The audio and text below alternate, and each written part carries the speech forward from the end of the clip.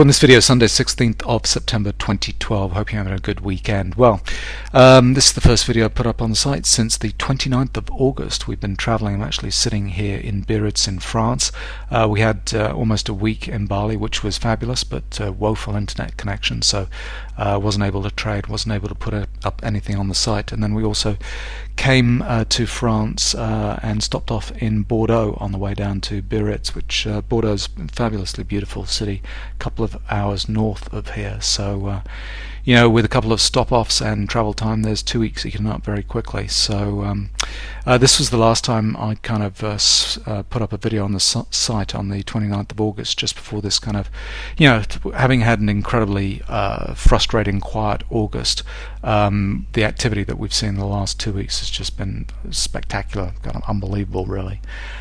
First leg up was you know, Mario Draghi with his announcements from the ECB, and then we had the German Constitutional Court kind of ratifying, if you like, the European bailouts, almost ratifying them. Then we had Ben Bernanke with QE3 on last week, and then rollover on Thursday. So we've had this kind of extraordinary activity kind of going on. I suppose I was a little bit surprised by QE3. I thought he wouldn't do anything until we had a 10% correction. But no, you know, and looking back over the last couple of years, it's the one thing that I've totally underestimated the importance of, which is, you know, quantitative easing and the effect that it has on the markets. You know, I don't think, you know, the economy is around the world are particularly strong, but the markets don't show that at all, and so the QE has been kind of responsible for that. In the early days, you know, Mark Faber just nailed it. You know, he said if they're going to print money, then the markets will go up, and he was early to have that, talking about, you know, infinite QE, and he's been right all along. So anyways, apologies if this video kind of rambles on a little bit. I haven't spoken about the markets at all, so I've got a little bit of kind of pent-up energy, so forgive me. So there we go, two kind of breakouts. On BetterX trend, it's put us into this you know, continuation of the uptrend, having had a little bit of a correction move here. Bang, and the second one, and we've got this trail this stop, or starting to trail this stop kind of around here. Thought we had a little bit of exhaustion buying on Friday, so I'll show you the tick bar charts there. Leading into this kind of blowout, we had the Trin oscillator systems, kind of a whole cluster of buy signals going off here, and in anticipation of that kind of break to the upside, because we were kind of oversold on the Trin oscillators. And so now these are itching to take profits, and it'll be a big number, so a new equity highs, and that'll be really satisfying. We had a bearish divergence a couple of days ago, and we're overbought at 169. So this thing is looking to kind of just roll over and take profits here, so that'll be really good. I might put up the video I did from Bali, because the upload speed to the site was just painful. I wasn't able to get the video up from Bali, but you know, there were some signs that we were going to break was likely to be the upside, one of which was, you know, the Trin oscillators kind of you know, turning this way, and in anticipation of this breakout. So I'll put it up for the record at some point over the next couple of days. And in terms of tick bar charts, here's the highest tick bar chart, the 40,500 tick bar chart, where we've had these two kind of legs up. So we were in this kind of consolidation zone here, batting backwards and forwards between support and resistance. You can see them here, and every time we kind of came into those lows, we had these little Rambo patterns, amateur down bars at these lows, and then we had this little kind of tiny little amateur bar, bang, we broke into this uptrend here. So these kind of exhaustion buying signals here are kind of getting the move going. Had a little bit of profit taking, pullback to end of trend, flush signal kind of come in, and then, you know, Ben speaks and we have another breakthrough here into another kind of up leg. So we've got to see pullback to end of trend on the 40,500 tick bar chart. But on Friday's activity, we did see some professional profit taking here, up here in the mid 60s. So you can see this whole series on the 4,500 tick bar chart, bang. 4 or 5 blue professional bars with exhaustion buying, extremely high readings here, kind of breaking into those highs there, and that was profit taking. And then subsequently we've kind of dropped off a little bit, kind of gathered, kind of rallied a little bit towards the close on Friday. But that's an important kind of point up here, showing the professionals around that point are taking profits. So we've got to see, you know, pull back to, well, we've had it a little bit dirty end of trend there. So let's see, Monday, Tuesday, I think we could just move down a little bit. But remember, on the 40,500 tip bar chart here, we're above resistance, so we've got to see pullback to end of trend on this time frame for this whole thing is kind of over this leg of it at least. And in terms of anticipating where this thing was going, with the quantitative easing, gold and silver were showing the way. Silver particularly. This is the daily chart on silver. We'd had pullback to end of trend. We'd had exhaustion selling down here. These blue professional bars kind of come in at the lows. We had this little sequence here, so we had bearish, bullish divergence kind of come in. Blue professional down bars here, you can see they're kind of coming in. Then this little amateur down bar, a little bit of a doji pattern there, just sitting underneath this resistance level at 28, and bang, just took off to the upside. And silver had it right. The silver market, the gold market, kind of followed along after a day or two, but silver had this thing right, kind of calling quantitative easing. And so because of gold and silver going up, that was the signal that we were going to get some kind of QE. It was also the signal that kind of dollar index was going to go down, and the commodities started to rally as well. But I was talking kind of in the last series of videos, this whole rally move would not be over until we saw cyclical turns on the weekly charts on these kind of risk on markets. So here's copper here, so we've had this exhaustion selling bullish divergence take off to the upside. We've got to run into that weekly resistance at some point here. Probably some blue profit taking at some point would be a nice signal that there was going to be some kind of end to this move at that point. But the point is, we've not seen that cyclical resistance kind of come in here.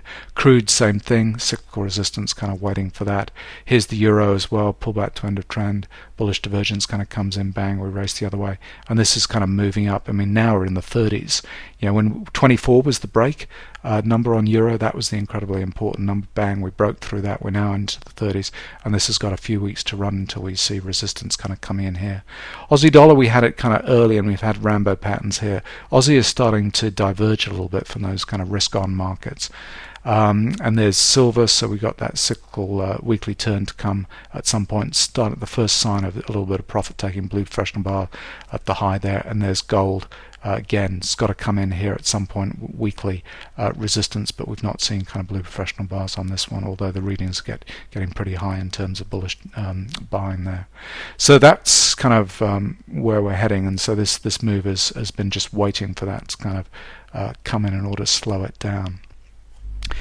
Now, in terms of what, obviously, the equity markets are kind of rallying, but we've also got some really interesting moves happening in bonds and dollar index. So just brought up the interest rate charts here. This is at the 10-year, because the 10-year kind of seems to, it's a little bit kind of cleaner in terms of rates, but you can see exactly the same picture on the 5 and the 30. So we've got, and this whole year, so this is a monthly chart of rates of 10-year. The whole year we've been playing around this cyclical support level down here. We kind of spiked down to these type lows, kind of 2% down here.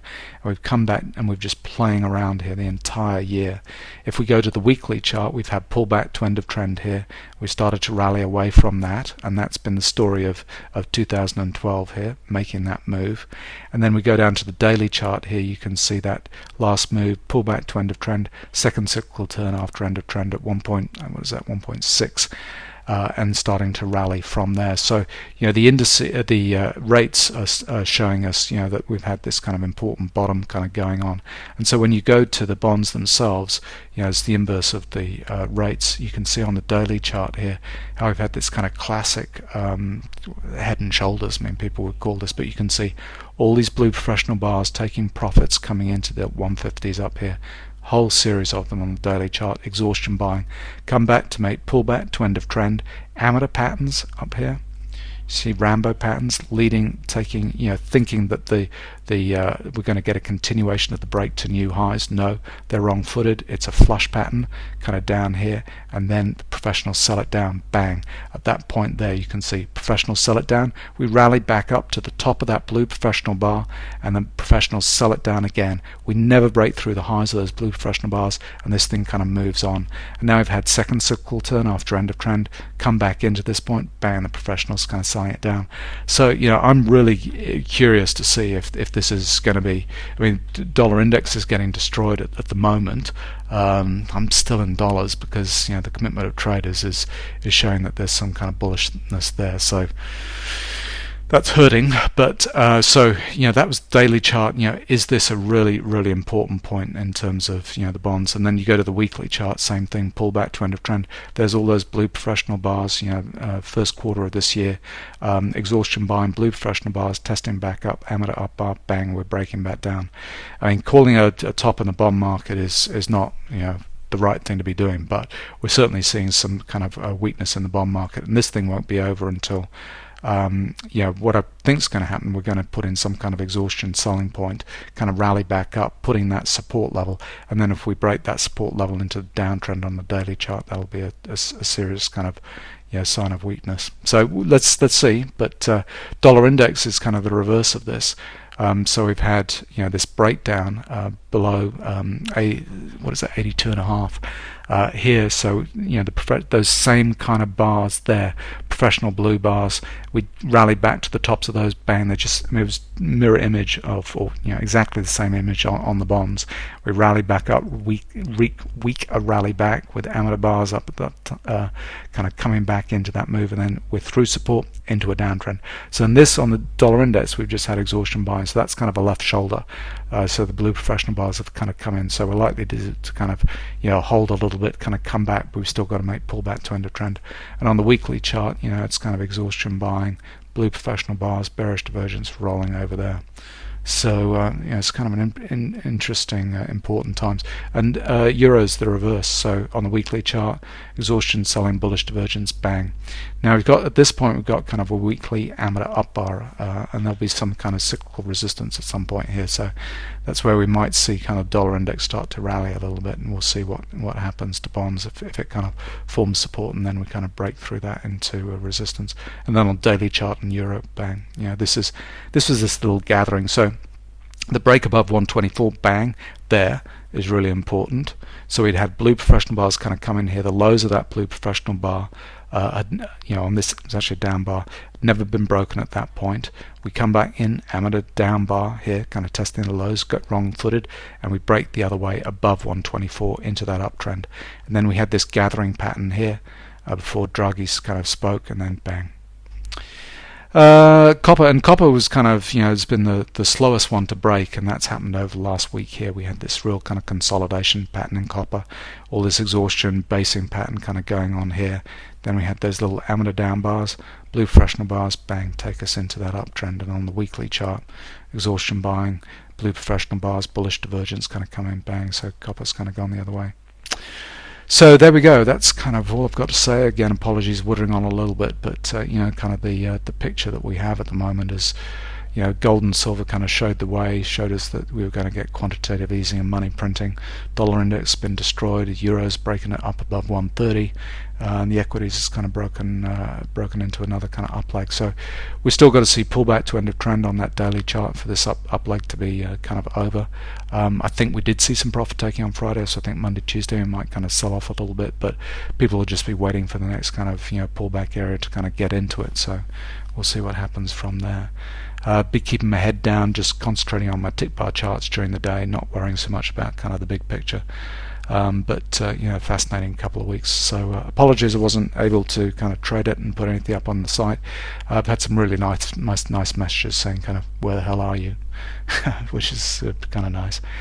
So much appreciated, and good luck with your trading next week.